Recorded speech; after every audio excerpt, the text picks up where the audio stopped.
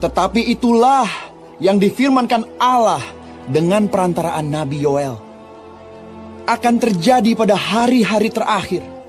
Demikianlah firman Allah, bahwa aku akan mencurahkan rohku ke atas semua manusia. Maka anak-anakmu laki-laki dan perempuan akan bernubuat. Dan teruna-terunamu akan mendapat penglihatan-penglihatan. Dan orang-orangmu yang tua akan mendapat mimpi. Juga ke atas hamba-hambaku laki-laki dan perempuan akan kucurahkan rohku pada hari-hari itu. Dan mereka akan bernubuat.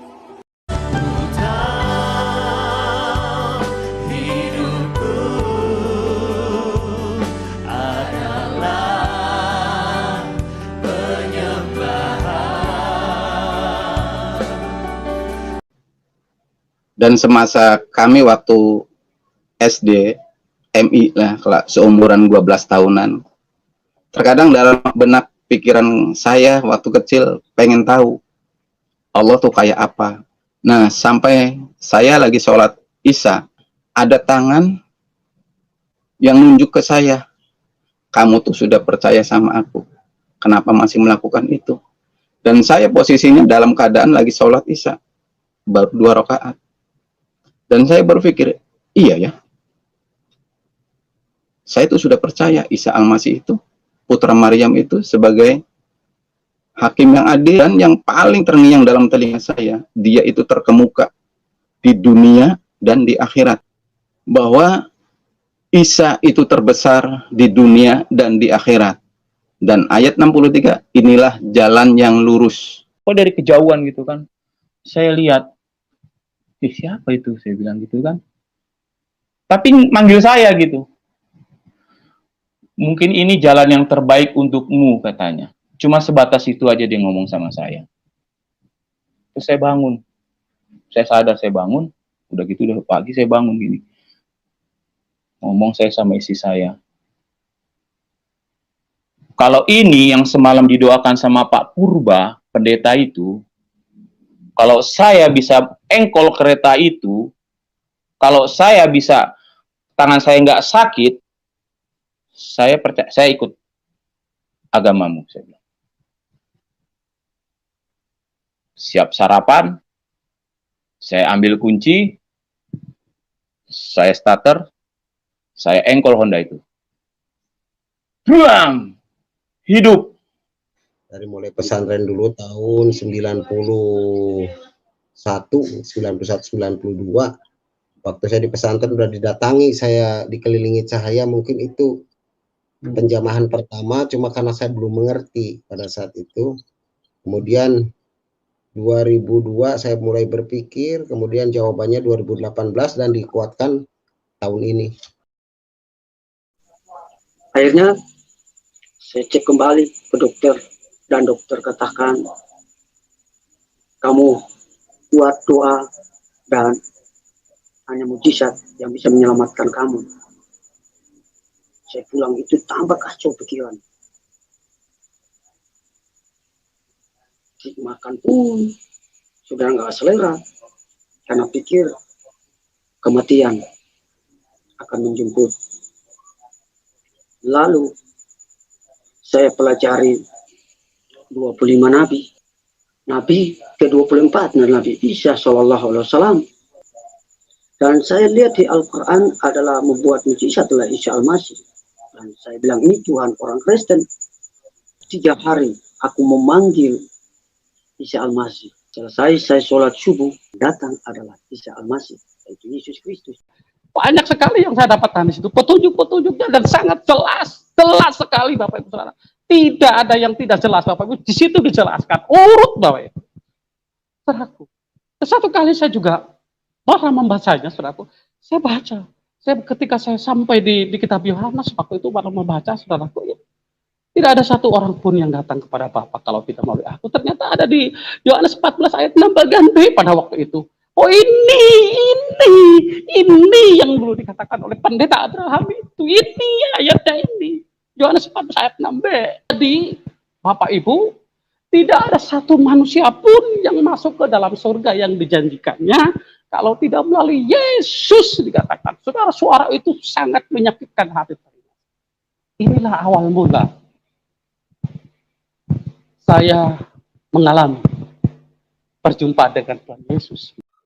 Dan orang tua saya yang laki sangat keras, bapak saya,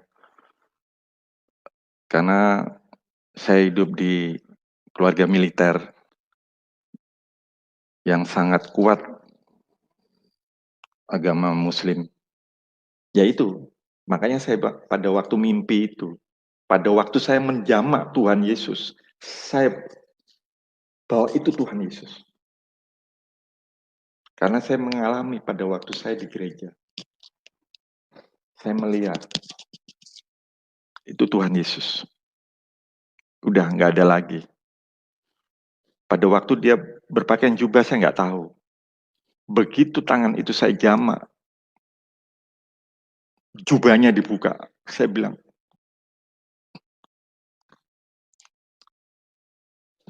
ya betul. Selesai sholat zuhur itu, sebelum saya istirahat tidur, saya berdoa begini. Jika betul Engkau adalah Tuhan, tolong sembuhkan saya. Selesai sholat zuhur atau sholat siang, ya, saya waktu itu ingat cerita tentang orang Kristen. Kalau Allahnya mereka adalah Allah yang sanggup menyembuhkan. Allahnya mereka adalah Allah yang luar biasa, penuh dengan otoritas, penuh dengan kuasa, sampai menyembuhkan, apalagi orang-orang sakit sangat-sangat bisa Tuhan menyembuhkan begitu. Begitu saya ketemu dengan banyak orang, termasuk orang-orang yang mengobati saya tadi, ya. Tetapi di belakangnya itu ada orang yang lebih tinggi, wajahnya samar-samar. Tapi suaranya sangat jelas. Dia ngomong begini sama saya, "Aku Yesus yang sembuhkan kamu." Saya lahir dari keluarga Muslim totok, yaitu saya berasal dari Cirebon. Kamu duduk aja, dia bilang gitu. Dan kamu sudah tidak harus berobat, dia bilang gitu. Tapi dalam bahasa Sunda pada waktu itu. Akhirnya dia ngomong lagi ke saya, apabila kamu ingin selamat dan berada dalam jalan kebenaran, ikutilah langkah saya. Seperti itu lagi perkataannya. Dan kemudian saya didudukan, begitu didudukan saya balik lagi udah nggak ada lagi. Saya terharu dengan apa mujizat yang Tuhan berikan ke saya gitu. Tanpa apapun juga. Saya berdoa dengan keyakinan saya, dengan bahasa saya, sholawat saya bacakan, tapi yang datang adalah Nabi Isa. Yang datang adalah Tuhan Yesus dan menyembuhkan saya hingga saya sampai saat ini. Semua keluarga besar itu fanatik banget dengan agama Muslim. Tapi sinar terang itu semakin terasa. Sinar terang pakai jubah putih, dan jubah itu pun ditutupin ke tangannya yang sebelah kiri, dan tangan kanannya itu diulurkan ke saya seolah-olah, "Bangun nak." Sampai 4:30 subuh saya tidak bisa memejamkan mata. Hanya bisa mengingat apa yang saya lihat tadi. Keesokan harinya, saya mencoba mencari tahu. Saya buka Google, mencari arti mimpi kedatangan sinar terang. Ada sebuah artikel di Google yang menceritakan kalau itu adalah Isa Al-Masih. Jadi atap rumah itu di kamar saya itu seperti terbuka dan memang ada sosok gitu ya, seseorang yang memang itu datang menghampiri saya dan suruh memegang tangannya itu. Dia bawa tongkat dan suruh pegang tongkat itu dan jangan dilepaskan. Di sini saya bangun lagi kurang lebih sekitar jam 1 malam lagi seperti itu. Saya siuman, orang-orang udah pada tidur gitu. Jadi disangka saya ini mati karena pingsannya cukup terlalu lama begitu ya. Jadi orang berkata bahwa ini ya mungkin dipegang juga sudah nggak ada ininya gitu kan, digini juga. Jadi nadinya pun juga sudah seperti mati, seperti roh saya itu dibawa begitu kan, kedua alam itu tuh diperlihatkan lagi dengan tepat yang sama begitu. Dan saya sadar lagi di situ. Nah, disitulah awalnya titik awalnya itu saya percaya kepada yaitu Isa Al-Masih. Saya punya orang tua dari Sumatera Barat, Padang, dua-duanya. Saya nggak tahunya, saya ngeliat salib. Di belakang mimbar itu salib besar, hitam. Ada kali 3 meter lebih ukurannya, tinggi besar. Begitu dia tinggal sedikit lagi, di situ ada tangan di belakang saya. Langsung suasananya berubah, jadi terang gitu. Yang bangunan itu sudah hancur segala gelap gulita, tiba-tiba mendadak terang. Saya mendadak nggak haus, saya mendadak nggak lapar, mendadak nggak capek. Saya segar dan semangat. Karena apa? Saya lihat sinar itu membawa kedamaian di hati saya. Dan papa saya saat nikah dengan mama ikut keyakinan mama menjadi mualaf, dan saya dari kecil dalam keluarga dan lingkungan Islam. Pada saat zikir itu di tengah-tengah itu ada hijau, rumput yang hijau, di situ tengah-tengahnya itu banyak saya dikelilingin sama putih.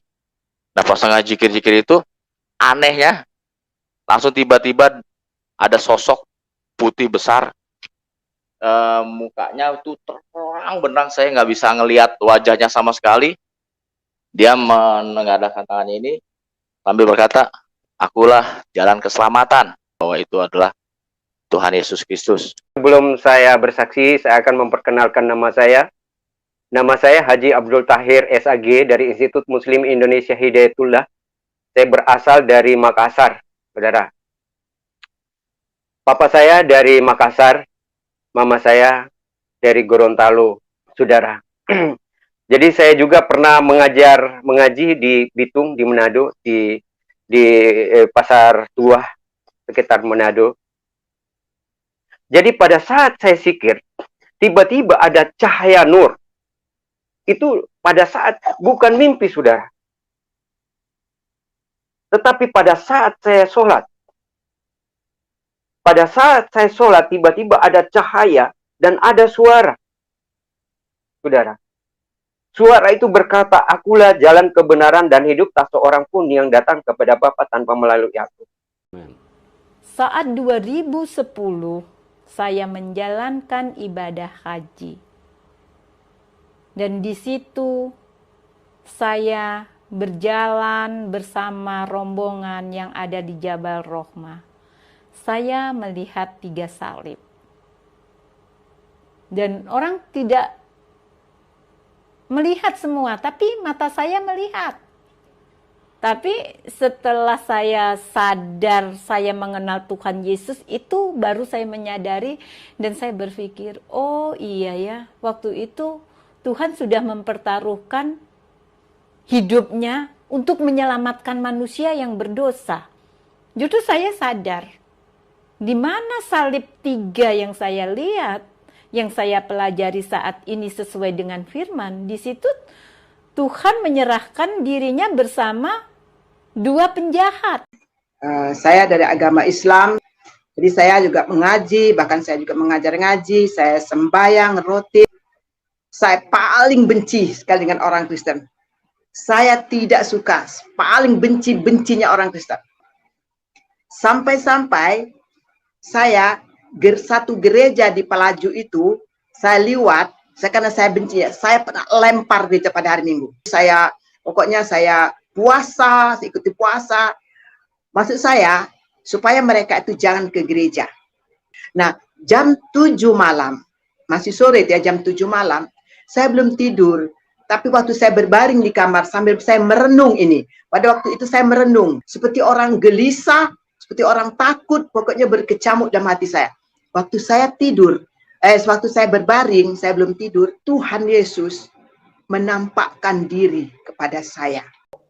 Ya, saya dari latar belakang Muslim, saya seorang Islam yang taat. Itu sambil mohon maaf, sambil saya la ilaha illallah, la ilaha illallah. Teman-teman di atas juga zikiran juga gitu loh.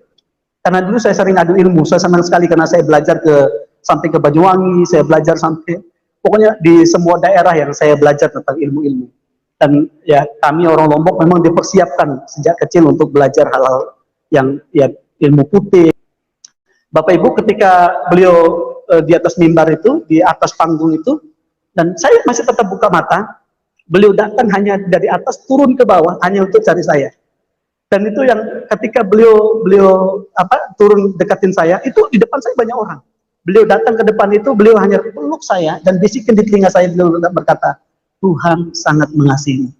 Jangan pernah ragu kepada Tuhan, terus berdoa. Karena Tuhan begitu mengasihi kita. Lewat kelahirannya, bahkan lewat kematiannya di kayu salib, secara manusia, Tuhan merasakan kesakitan saat dicucuk, dia merasakan dengan darah yang tercurah di kayu salib hanya untuk menebus dosa-dosa kita, dosa pelanggaran kita. Terkadang saya berpikir begitu baiknya Tuhan di dalam hidup saya, yang dulu saya sangat jauh dari Tuhan, bahkan saya membenci umat-umat Tuhan, orang-orang Kristen, dan rasanya saya jijik lihat orang kalau pergi ke gereja, tempat ibadahnya dikotorin pakai sepatu, saya bilang. Tapi saya merasakan sekarang, tetapi hati yang Tuhan inginkan.